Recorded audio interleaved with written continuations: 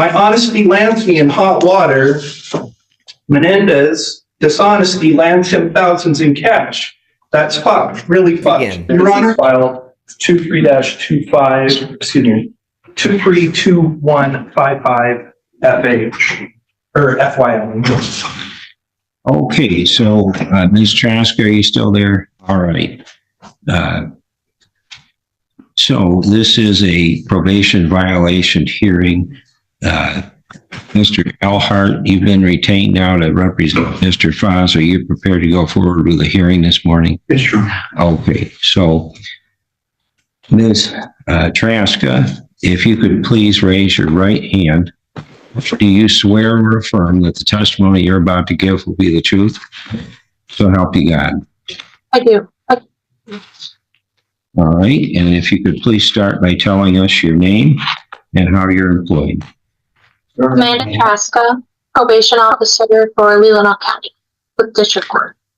Hang on just a moment, Mr. Elhart. If I may, Your Honor, Mr. Foz is here to admit that he is unable to do the community service work. Okay, so he wants to enter a plea. Yes, Your Honor. What about the added violations for, let's see, failed to continue counseling with the Cancer Center, disrespectful of court employees and care providers, and acting in a threat, intimidating, harassing manner.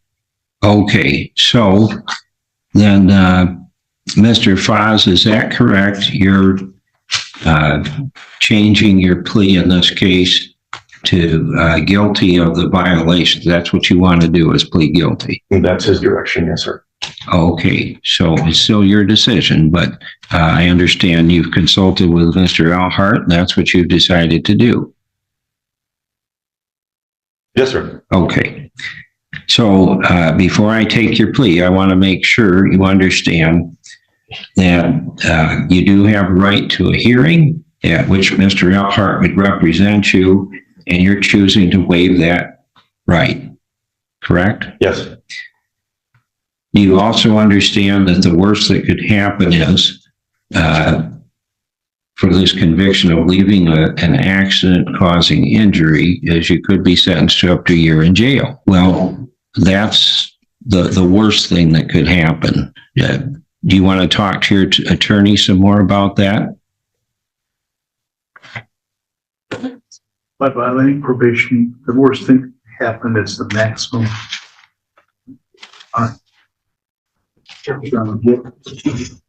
Okay, so you understand that, correct?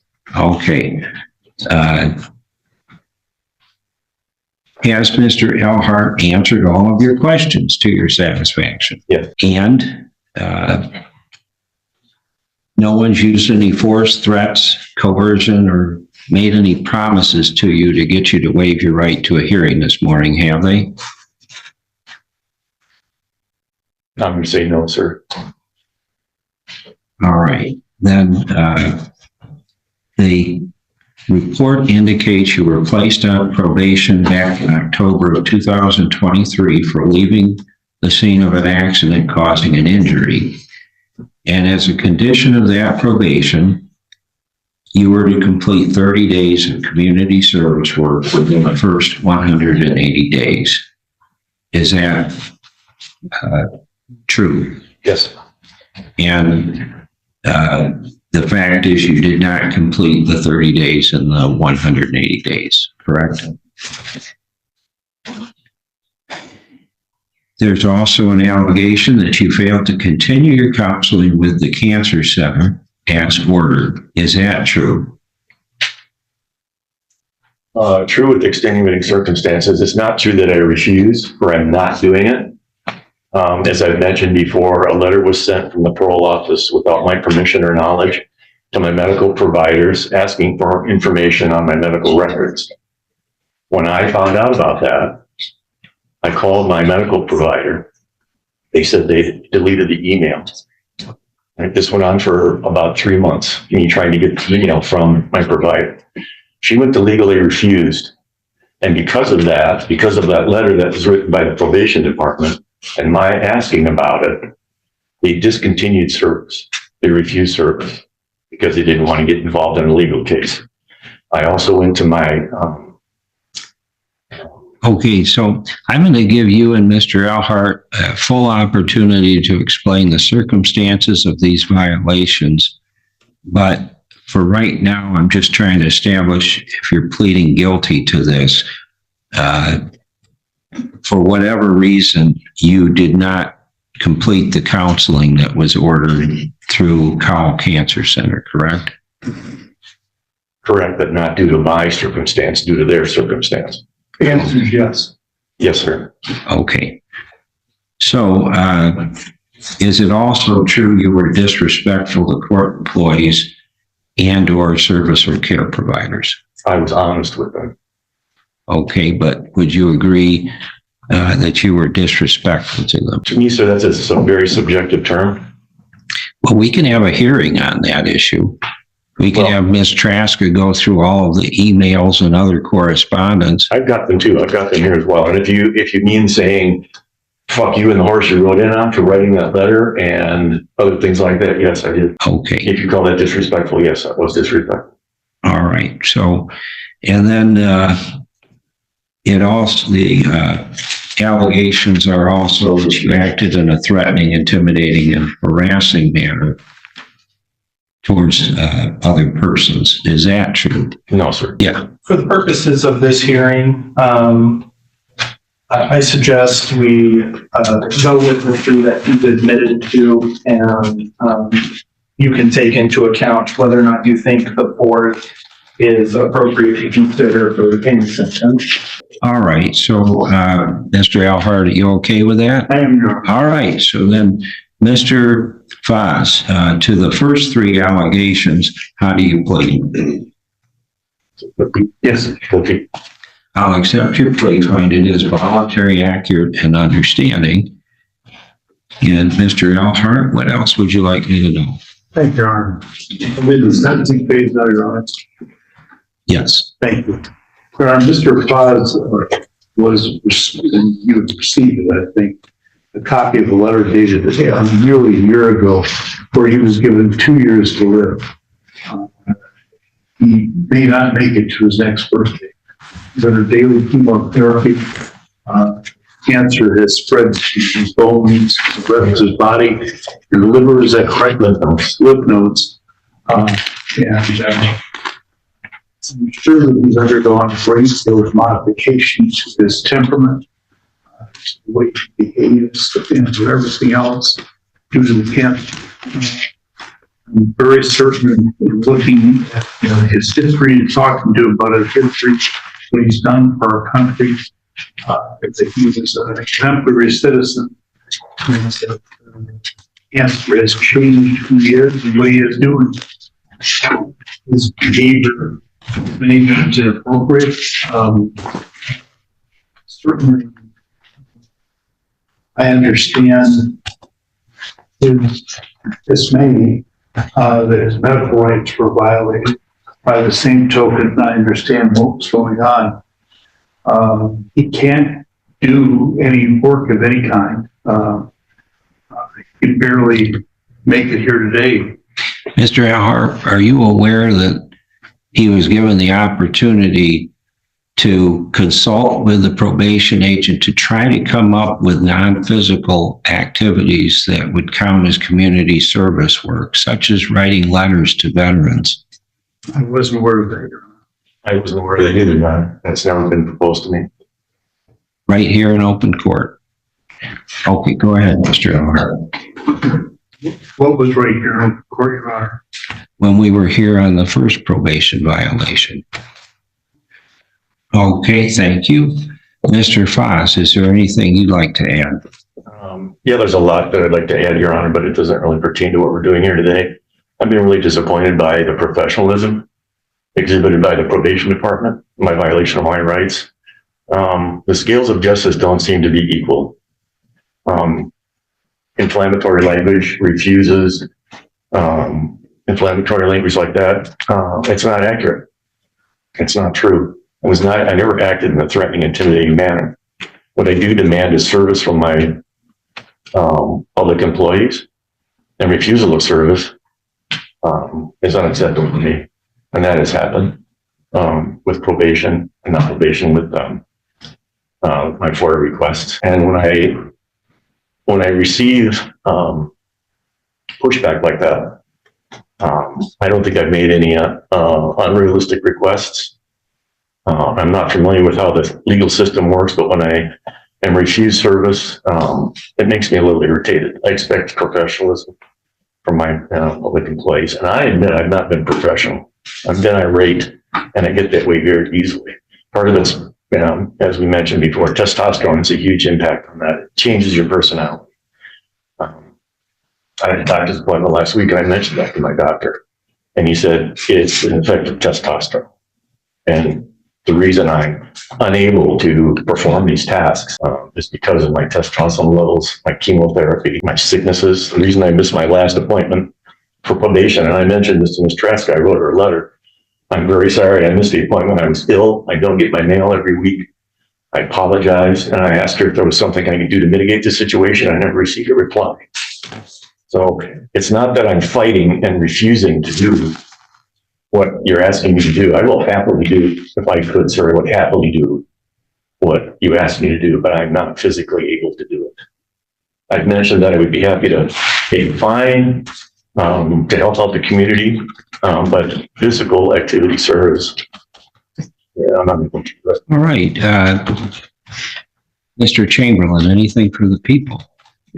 Your Honor, I agree with Mr. Foz that the scales of justice are not equal in this case because he was charged with a felony and could have been charged with 2 others for felonious assault.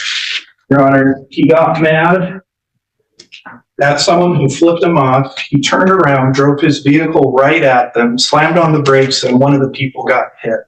That person was in the hospital. They had their leg split open for, I believe it was 4 days with a pressure bandage. So from about the top of the knee to about the top of the thigh. And that was due to his actions, due to, as he said, his anger. Mr. Elhart said, cancer has changed him. Well, then that means he's a public safety risk. Your Honor, because I ran the guidelines in this case, and had he been convicted of just what was on here, he's looking at 0 to 14 months. Had we increased it to the 2 additional felonious assaults, it would be 7 to 23 months. That's OV1 for using a vehicle as a weapon, OV2 for the potential lethality of the weapon used, OV3, 25 points for life-threatening and permanent and/or permanent incapacitating impairment. OV4, 10 points, serious psychological, requiring therapy and other medical intervention.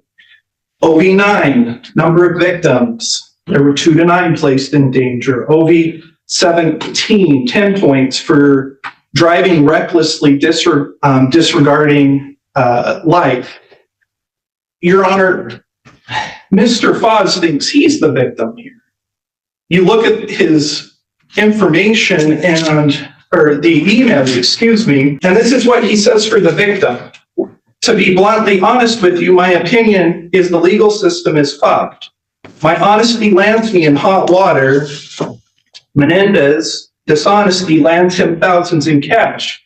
That's fucked, really fucked. Your Honor, the only reason why he got a misdemeanor was because if it was an intentional act, we were concerned that his car insurance wouldn't pay for all the hospital bills and everything else that happened. He got a gift of a misdemeanor where he needed to do community service to be done with this case. As you said, there's many non-physical activities that could be done. My suggestion, I remember at the hearing, was that he could go to a humane society and just sit and be around the animals to help, to help them essentially. Your Honor, if he had wanted to do community service, he could have done community service. He's been disrespectful to the court. He blames the court for everything. He blames the victims for his actions. I don't know what you should do, but I do know that he's a public safety risk because, as he said, he becomes irate and it's due to his medical conditions. Something has to be done. I don't know what it is, and I'm going to leave it to you to make that decision. All right, so this is sentencing on a number of probation violations. Initially, the concern was fail to complete 30 days of community service work, which was intended to be in lieu of jail time, taking into account Mr. Fa's medical condition. And Mr. Foz was given the opportunity at the first probation violation. Well, it wasn't a probation violation hearing. We had a review hearing to determine how to go forward.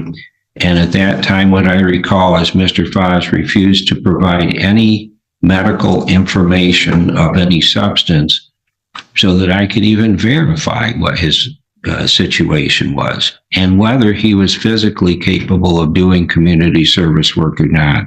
He continued to give the probation department a hard time at every corner, even pursued them with FOIA requests asking for why his original probation officer, Ms. Hulse, left her position, FOIA requests to investigate them. And actually, my probation department, I think, protected me, or maybe Mr. Foz, I don't know, from the worst of the disparaging statements that he made about the court, about the probation agents, and Mr.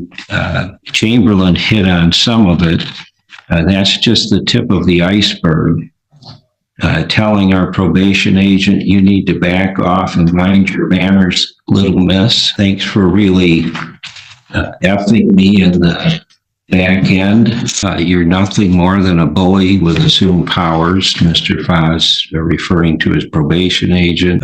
You asked if I would sign a release of my medical records. I refused. You lose. I will give you the letter of disability, which you didn't ask for. If you can't tolerate someone challenging your supposed authority, become a librarian. Government employees are pieces of shit, ignorant, lazy, don't do their jobs. You know, I don't care what you say about me, but you're talking to someone who comes in every day, does her job, tries to do the best that she can. And Mr. Elhart said something about, I know people with cancer. Yeah, I've got a mother-in-law who has terminal cancer right now. I can't imagine her, with as much as she's gone through the last few years, ever behaving in the manner that you have. So, yeah, that's just the tip of the iceberg. I wasn't aware of all of the disparaging statements that were made until reviewing for this case this morning. Can you say something, Ryan? No, it's my turn. The idea that the defendant was not able to complete community service work, as Mr. Chamberlain pointed out, is simply not true. He was given the opportunity, because of his health condition, to come up with ideas for how he would do that, including writing letters to veterans, including the suggestion of the Humane Society volunteer work that Mr. Chamberlain came up with himself, and continued to refuse to do that. He did complete 4 hours of community service work, I think at a thrift shop, maybe.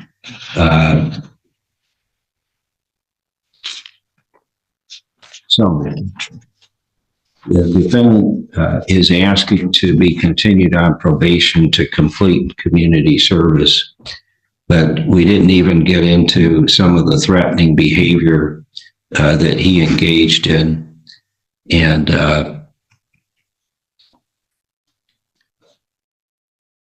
it's a little too late.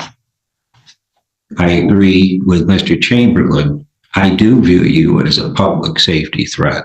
In fact, we had an alert out to the courthouse because of your behavior, your threatening tone towards the clerks here, both at the prosecutor's office and the district court office. But I think what gets lost in all this, as far as what is an appropriate sentence, is what you did. And Mr. Chamberlain, to get here in the first place, Mr. Chamberlain described a little of that. Basically, you stalked these two guys on bicycles with your car because you felt you'd been disrespected by them. You assaulted them with your vehicle and you struck Nicholas Mendez. And this is what he said at his in his victim impact statement. Looking back on the incident now, I realized I was in shock more than anything at the time, thanks to the help of the medical team at Munson and my physical therapist. I am able to be active and attend and return to life as a student. However, the experience was much more traumatic for myself and my family than I had thought at the time. My mother took off work and flew all the way from California to Traverse City to spend time with me at the hospital following my initial surgery. She was restless and losing sleep for the week that I was admitted and didn't seem to go back to normal until I was discharged and back home. My father was the same and also came to visit me and help me around my apartment while I was recovering. Luckily, I have friends that lived nearby that were generous enough to offer their time to help take care of me after my parents left to go back home. As for myself, the summer did not play out how I imagined it would. I missed nearly 2 months of a research experience at the Rush University Midwest Orthopedics Motion Analysis Labs position that I had spent half a year networking and meeting with different professors to secure. I was really looking forward to learning about the orthopedic field and the work that was being done to improve it, but my time there was cut short by this incident. Thankfully, I was able to participate for a bit before the accident and gain some valuable experience, but not nearly as much as I was hoping for. This time was also going to be important for adding to my resume and application for residencies after completing medical school. I also wasn't prepared for how difficult my physical therapy would be to juggle with my coursework. After arrival on my first day, I was barely able to walk, and I could not flex my quadricep muscle at all. We did a series of stretches and exercises that left me exhausted and sore for the next 3 days. As I was supposed to do these exercises 2 times a day, I was constantly fighting to find the time and energy to fit them in around my lectures and studying. As I progressed in therapy, the routine got easier as it would take less time and effort to complete the exercises, but there was definitely a learning curve and about a month of pretty constant fatigue. I'm lucky that was the extent of my recovery and that I can walk and run essentially as I could before. There are still aches and pains, but it is nothing compared to the potential impairment that I could have sustained if the worst case scenario played out. It's definitely scary to think about, but I'm grateful to be where I am at today. Mr. Chamberlain is correct. The facts of this case make out a much more serious case, a felony. The defendant also left the scene after he struck Mr. Mendez in the leg. And the defendant, one thing is clear, he has absolutely no remorse for what happened to Mr. Mendez, has no understanding of his criminal behavior, and in fact continues to blame the legal system for his problems. So for those reasons, Just as an aside, what you said, Mr. Mendez did get a civil settlement in excess, we believe, about $300,000. the fact is the defendant has not learned anything from this, and I don't know what else to do. I'm at the end of what I can do. I know I'm not going to subject my staff or either the probation officer or my court staff to Mr. Foz, threatening, intimidating, and disrespectful behavior anymore. So I am terminating the probation as unsuccessful. If it weren't for the cancer, I'd probably be considering a year-long sentence, but it's going to be the 60 days I held in abeyance at the original sentencing hearing. And you have credit for 1 day served. That's it.